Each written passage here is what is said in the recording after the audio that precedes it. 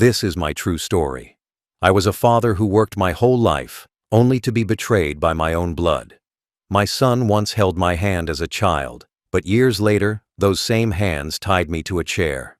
All night, I sat in the dark, shivering and helpless, wondering how the boy I raised could treat me worse than a stranger. I thought I had lost everything, but what he forgot was the power still in my name. Before I tell you what I did, tell me where you're watching from. And please don't forget to subscribe. I spent my whole life working with my hands, brick by brick, dollar by dollar, never thinking of myself, always thinking of the family I wanted to build. When I was young, I worked long hours in factories, in construction, in jobs that broke my back, but gave me just enough to save a little. Every paycheck I got, I set something aside for the future. I thought if I suffered then, my children would never have to suffer later. That was my dream. And the one I believed in the most was my son. I gave him everything I had. I paid for his school when the bills were too high. I worked overtime so he could have the best education, so he would not know the hunger and cold I once knew. When he wanted to marry, I paid for the wedding. Every flower, every seat, every meal. It all came from the sweat of my years. I even bought them their first home when they could not afford it, because I believed a father's job never ends, even when his hair turns gray and his body grows weak. More than once, when my son fell into debt because of his careless choices, I pulled him out. I emptied my savings account to save him from ruin. I sold my land once to pay off his loans because I thought, he is my son, and no matter how many times he fails, I must carry him. And still, I gave more. I gave him my name, my respect, my trust. I thought when the time came and I grew old, he would remember all of this. I thought he would sit with me, listen to me, take care of me as I took care of him. I believed my old age would be rewarded with love, with kindness, with gratitude. But what I got instead was cruelty. I was a father who sacrificed everything, who gave away his health, his money, his peace, for a child who saw me not as a man, not as a father, but as a burden. And this is the pain that cuts the deepest. Because when strangers betray you, you can turn away.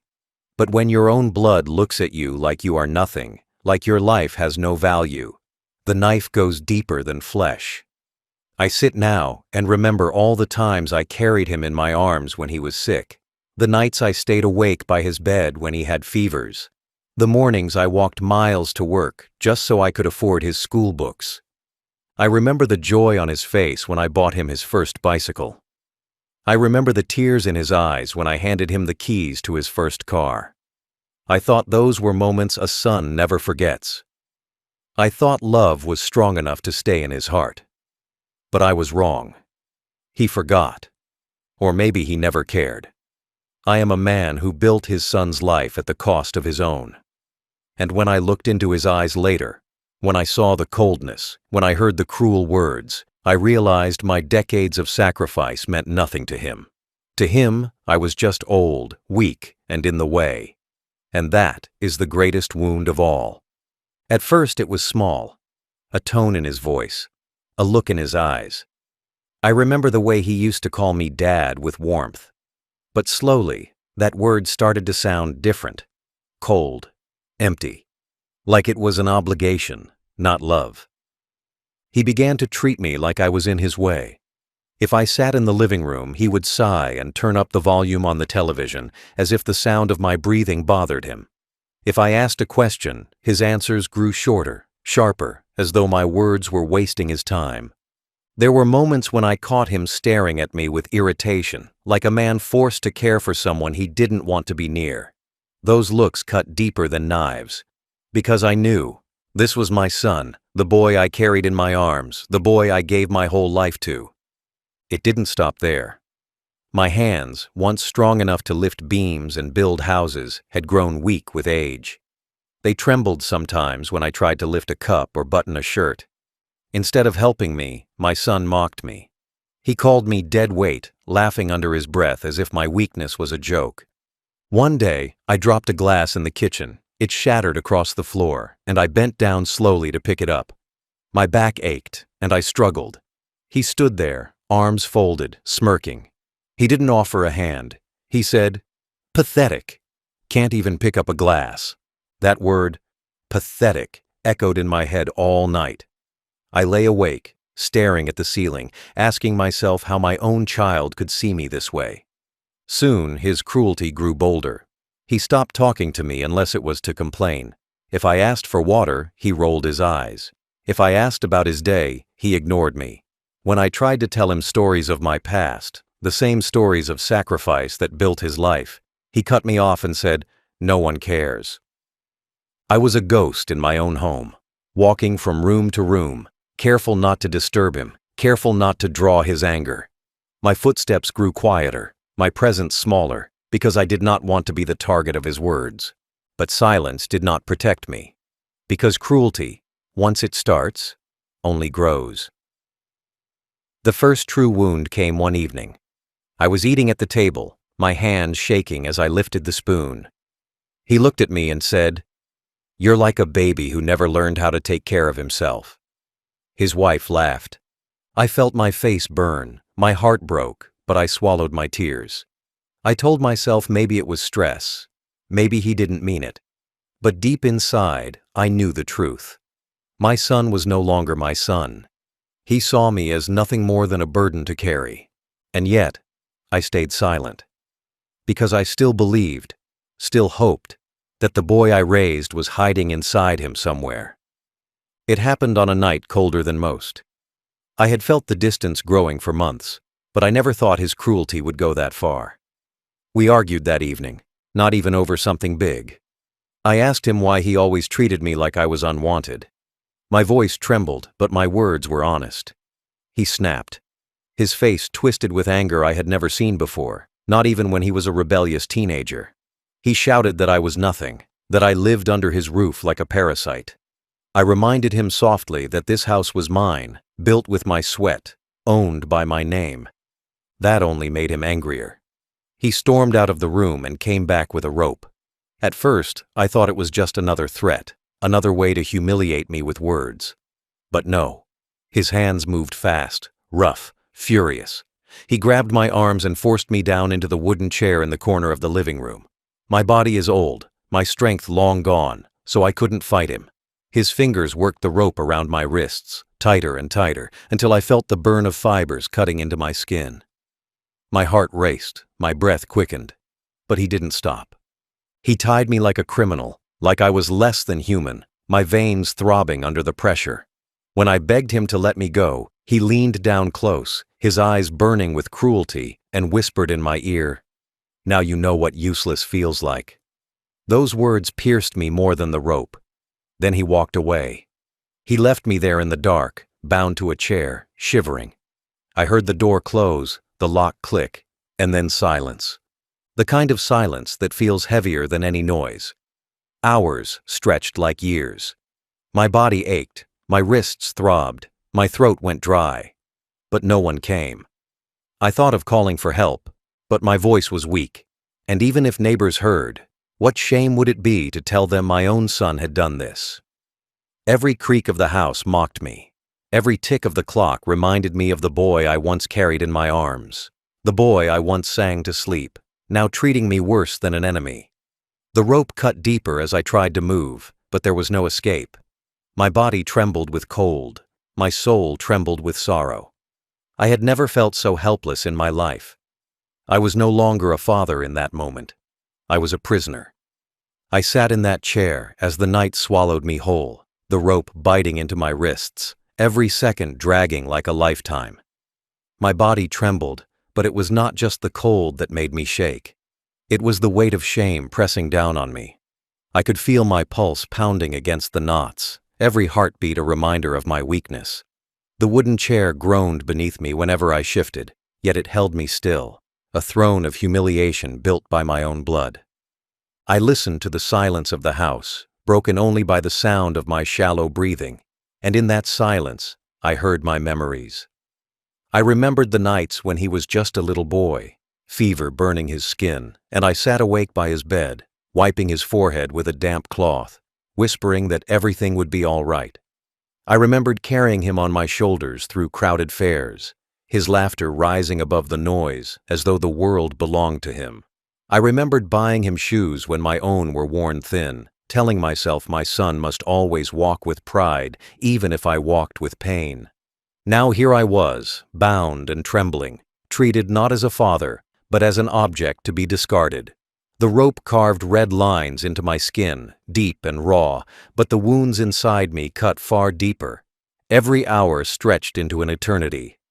I thought of standing tall at his wedding, proud to see him begin his life, never imagining that same son would one day tie me to a chair and leave me like an animal. I thought of all the sacrifices I made, the years I broke my back, the dreams I buried, all for a child who now mocked my existence. The humiliation was not in the rope alone, it was in the betrayal. The boy I raised with love, the man I built a future for, had looked me in the eye and told me I was useless. The darkness around me felt like a mirror of his heart, cold, empty, merciless. My mouth was dry, my eyes heavy, but I refused to let tears fall. I would not give him that victory, even if he could not see me. My pride was all I had left in that moment, pride and the faint spark of something stronger growing inside me. As the hours dragged, my body stiffened, my legs numb, my wrists raw, but my mind refused to break. I remembered lifting him into bed when he was too tired to walk, remembered reading him stories until he drifted off, remembered promising myself I would always protect him.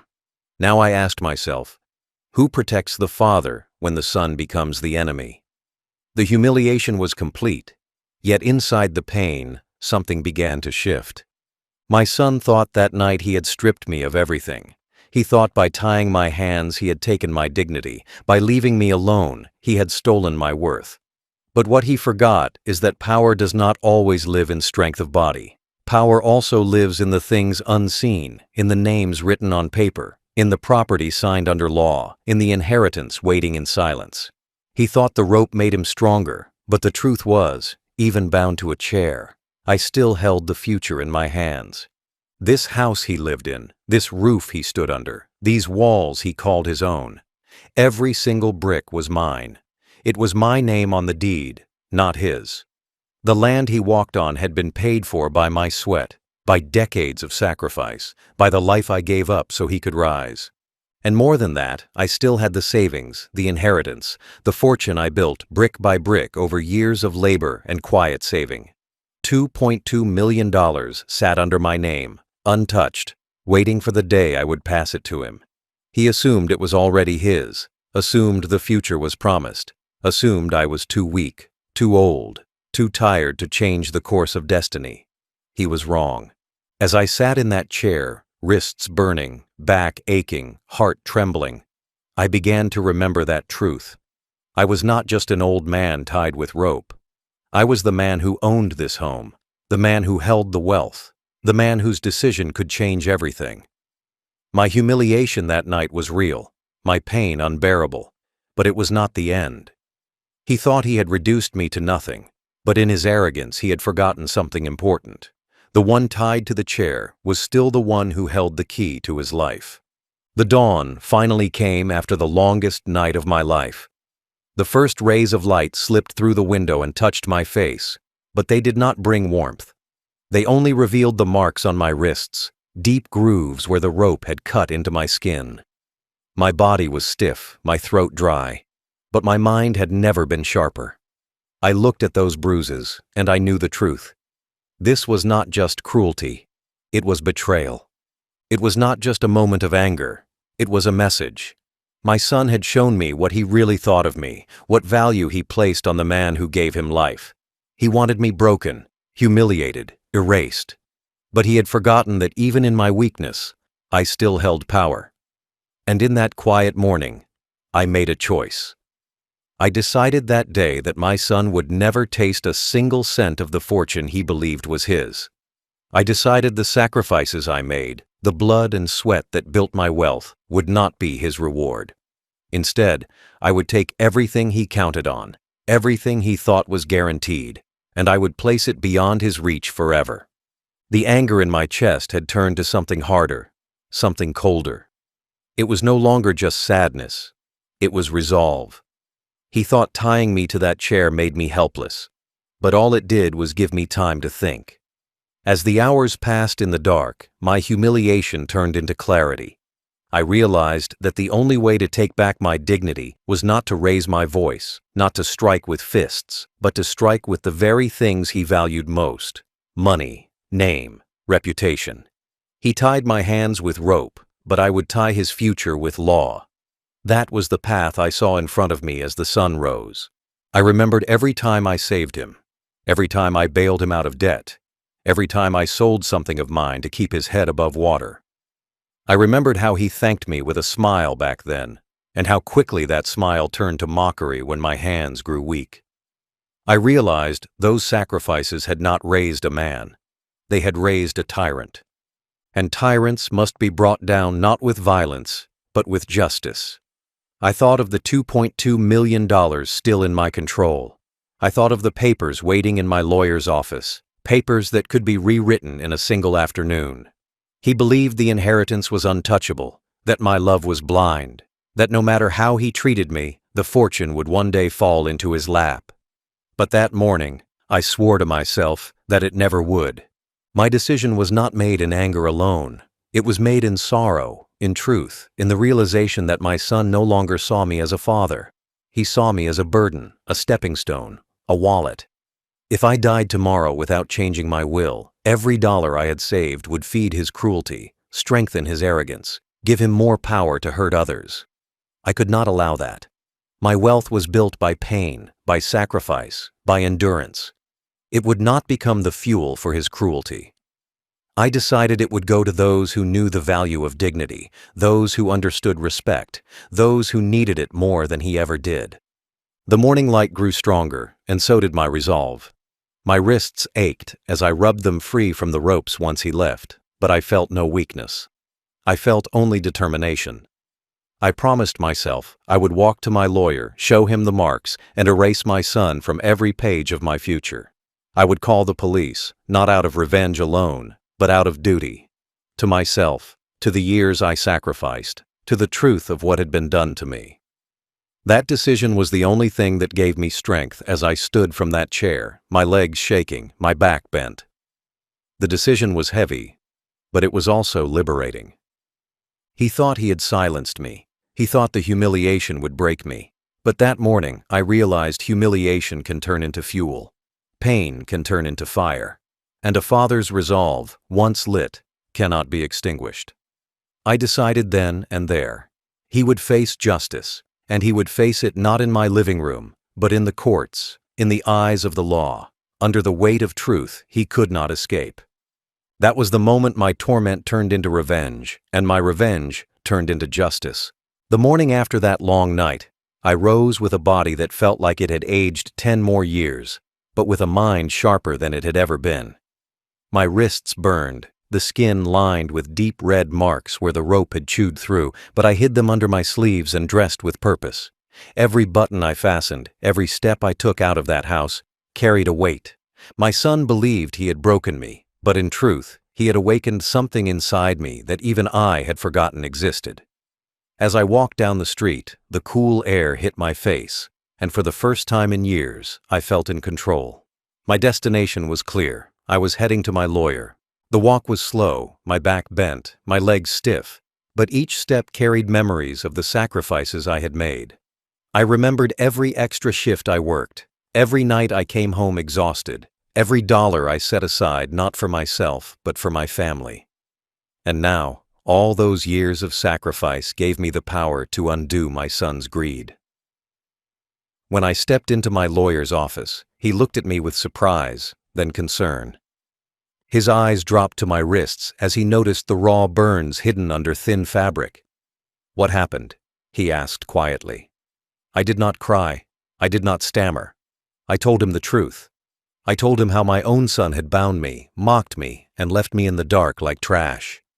My lawyer's face hardened with fury, but I raised my hand. "No pity," I said.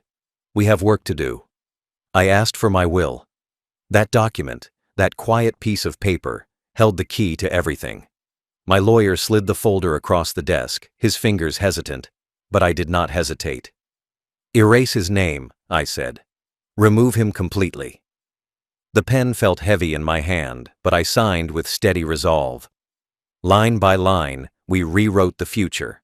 The house, the land, the cars, the accounts, and above all, the $2.2 million inheritance that had once been his pride to boast about. All of it was redirected. No longer would he hold the keys to what I built. Instead, I gave it to causes that meant something. Charities for the elderly, because I knew what it felt like to be abandoned. Organizations that fought for dignity, because mine had been trampled. I left parts to neighbors who had shown kindness when he had shown cruelty. I remembered an old friend who once lent me money when I was young, and I ensured his grandchildren would receive something. I remembered a nurse who once stayed past her shift to comfort me, and I ensured she would be thanked in my will. I scattered my fortune like seeds, planting it where it would grow into respect, not rot into greed. When it was done, my lawyer leaned back and asked me softly if I was sure. "This is everything," he said. "Once signed, it cannot be undone easily." I looked him straight in the eye and said, "I have never been more sure of anything in my life." At that moment I felt lighter, as if the rope around my wrists had been cut all over again, but this time by my own hands. My son thought he had trapped me, but I had just trapped him. His arrogance, his cruelty, his greed, all of it depended on my silence. But with one decision, with one pen stroke, I had silenced him instead. Walking out of that office, I felt the weight of years lift from my shoulders. The papers were signed, the future was sealed, and for the first time, my wealth was safe from his hands. The air outside tasted different, fresher, sharper. I was no longer the man tied to a chair in the dark. I was the man who had tied his son's future shut with the chains of law. Still, as much peace as the new will gave me, I knew the fight was not over. The marks on my skin still burned, whispering of the crime that had been committed against me. Those bruises were not just scars. They were evidence. And evidence demands justice. That night, he thought no one would know. But I would make sure the world knew. I returned home not as a victim, but as a man preparing his final move. I sat down slowly, my body aching from the walk, and I reached for the telephone. My hands trembled as I dialed, not from fear, but from determination. I had carried my son his whole life, but I would carry him no longer. This time, the weight would be carried by the law. I sat at the table with the phone heavy in my hand, the bruises on my wrists throbbing with every beat of my heart. The house was silent, but inside me there was a storm. I had already erased my son from my will. I had already closed the doors of fortune in his face, but that was not enough. My humiliation, my torment, the endless hours tied in that chair demanded more than a pen. They demanded justice. With a deep breath, I pressed the numbers, each click echoing in the quiet room like a drumbeat. The line rang, and when the voice on the other side answered, I felt my throat tighten. For a moment I almost faltered, but then I looked at the marks on my skin and remembered his voice mocking me, calling me useless. That memory gave me strength. "I need to report abuse," I said slowly, my voice shaking but clear. "Elder abuse." My son tied me to a chair and left me there all night. The officer on the other end did not brush me off. He asked questions, when, where, how, and I answered them all. I described the rope, the chair, the words he spat in my ear before he walked away. I told him about the hours I sat in darkness, shivering, helpless, humiliated. As I spoke, I felt the shame turning into something else, proof. Each word was like placing another brick in the case against him. The officer asked if I had injuries, and I lifted my sleeve to look again at the angry red lines across my wrists. "Yes," I whispered. "I have proof." They told me to stay where I was, that they would send someone immediately. When I hung up the phone, I felt my chest rise and fall with a weight I had carried for too long. My hands shook, not from fear now, but from the release of holding it in. For the first time since that terrible night, I felt like I was no longer alone. The law was on its way, and soon the truth would no longer live only in my memory. It would be written in reports, recorded in evidence, stamped with the authority of justice. The knock on the door came sooner than I expected. Two officers stood there, one with a notebook, the other with eyes that scanned me carefully. They did not treat me like a burden. They treated me like a man who had been wronged. I rolled up my sleeves and showed them my wrists. The younger officer leaned closer, his face tightening as he saw the raw skin. He nodded, scribbling notes, asking me to recount everything again. I told the story slowly, from the first words of cruelty to the moment he tied me, to the endless night I spent in silence. They listened without rushing me, and for the first time, I felt heard. They took photos of my wrists, photos of the chair, photos of the rope still lying on the floor where he had dropped it. Every detail was captured, every mark preserved. One officer looked at me and said, "This is serious. We will open a case immediately." Those words were like medicine to my wounded pride. My suffering was no longer invisible. It was now written in their files, spoken into their radios, carried beyond the walls of my house. Before leaving, they promised me protection. They told me I was not powerless, that the law would stand where my son had failed. As they walked out, I sat back down, exhausted, but filled with a strength I thought I had lost forever. I had not raised my voice at him, I had not struck back, but I had done something far greater. I had called upon the one power my son could never control, the law. That call was not just a cry for help, it was the moment I took my dignity back. When the police left my home that day, I knew my son's life would never be the same. The silence of the house seemed heavier than ever, but this time, I wasn't the one bound by it. This time the silence belonged to him, because every step the officers took carried my story straight into the system, straight into the records that would expose him for what he had done. The following afternoon they returned, not to me, but for him. I watched from the window as they walked up the same path he had once raced down as a child, laughing and carefree, but now their boots struck with authority. He opened the door with arrogance, expecting the world to bend as it always had, but his face shifted when he saw the uniforms, when he heard the words, "We need to speak with you about a case of elder abuse." He tried to laugh it off at first, waving his hand, denying it as though my suffering was nothing more than an exaggeration. But then they showed him the photographs, my wrists, the rope, the chair. I saw the color drain from his face. For the first time in years, the power was not his. Neighbors began to gather outside, whispers circling like smoke in the air. They had seen me walk these streets for years, always quiet, always respectful, never causing trouble.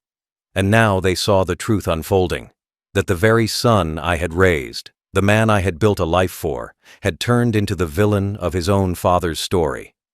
Relatives called too, their voices low, filled with disbelief.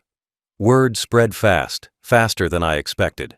The proud man who once mocked me now stood in the doorway, surrounded not by respect, but by shame. When the officers asked him to step outside, he protested, raising his voice, trying to shift the blame onto me. He said I was confused, that I was old, that I was imagining things. But his voice cracked under the weight of their questions, and his excuses fell apart the moment they noticed the rope still sitting in the corner of the room. He had been careless, too arrogant to hide the evidence. The same arrogance that made him believe he could bind me and walk away now tightened around his neck like a noose. The officers did not shout. They did not argue. They simply noted everything, calm and precise, and the calmer they were, the more desperate he became. That evening, the entire neighborhood buzzed with the story. Some whispered it behind curtains, others spoke it openly on the sidewalks. Did you hear what he did to his father? Shame travels faster than fire. The man who once strutted with pride, who once looked at me with disdain, could not escape the weight of their eyes. His friends stopped calling. His wife could not even look at him, and when relatives gathered, they turned their backs, unwilling to defend what he had done. Inside me, the storm began to settle. I did not rejoice at his humiliation, but I felt the balance return. For years he had humiliated me in silence, behind closed doors, but now the truth stood in the open where everyone could see. He tied me to a chair, but now he was the one trapped by the law, by the whispers, by the weight of his own actions. The fallout was not just social, it was legal. Papers were filed, charges were drawn, and every step of the process reminded him that actions have consequences. He walked into the police station not as a proud son, but as a man marked by shame. And while he faced questions and records, I sat in my home with peace I had not felt in years. My wrists still carried the scars, but they were no longer just marks of pain. They were marks of survival, proof that I had endured, that I had fought back without lifting a fist. The same man who once believed he owned the future now stood on the edge of losing everything. No inheritance, no respect, no protection from the law. He thought I was powerless when he tied me, but in truth, he had only tied himself. That was the fallout, the collapse of his pride, the shattering of his image, the crumbling of the arrogance he built on my back. He was left exposed, and I was left free. In the quiet that followed the storm, I finally found something I thought I had lost forever: peace. For years I lived in my own house as if I were a guest, walking on eggshells, afraid of the son I once believed would protect me in my final days. Now, the weight was gone. The inheritance he dreamed of was erased from his name, the respect he flaunted was stripped by whispers, and the law he thought would never touch him now pressed down on his shoulders. I did not need to shout, I did not need to fight, I did not need to beg. My revenge was not carved in violence, but written in law and sealed with justice. I spent my mornings now in quiet dignity, drinking tea on the porch where the sun touched my face, knowing I had taken back what was mine: the right to be respected, the right to live without fear in my own home. My neighbors greeted me with warmth, their eyes filled not with pity, but with admiration, because they knew I had endured cruelty and found a way to rise above it. My son, on the other hand, became a ghost of the man he once pretended to be. No one trusted him. No one defended him. No one saw him as the successful figure he used to claim he was. His name was stained by the reports, his arrogance broken by the silence of those who had once surrounded him. He lived without money, without inheritance, without the shield of pride he once wore. The same hands that tied me now trembled when he signed his own papers in court. The same voice that mocked me now cracked when he tried to explain himself to police. That was his prison, built not of walls, but of shame. And I lived free. Free not because I had wealth, but because I had chosen to use that wealth to honor dignity instead of feeding cruelty. The charities I gave to wrote me letters of thanks. The small gifts I left in others' names bloomed into kindness that outlived me. My fortune no longer sat waiting for a man who despised me. It worked in the world to remind people that respect is worth more than gold. That was the greatest revenge of all, to turn what he wanted most into the very thing that excluded him. Sometimes I sat in the same chair where he once bound me, but now I sat there by choice. I looked at the rope's marks still faintly etched in my skin and felt no more pain, only memory. They reminded me of who I was and what I had survived. They reminded me that even when tied, even when mocked, even when left alone in the dark, I was not powerless. My justice did not come in the form of anger. It came in the form of law, of truth, of dignity. My story is not just about cruelty, it is about resolve. It is about how a man who sacrificed everything for his son was betrayed, humiliated, tied like a prisoner. But it is also about how that same man stood up, erased his son's name, called the police, and watched the world finally see the truth. He tied my hands to a chair and left me all night. I took his $2.2 million inheritance and I left him to the police. That was my justice. And in that justice, I found peace.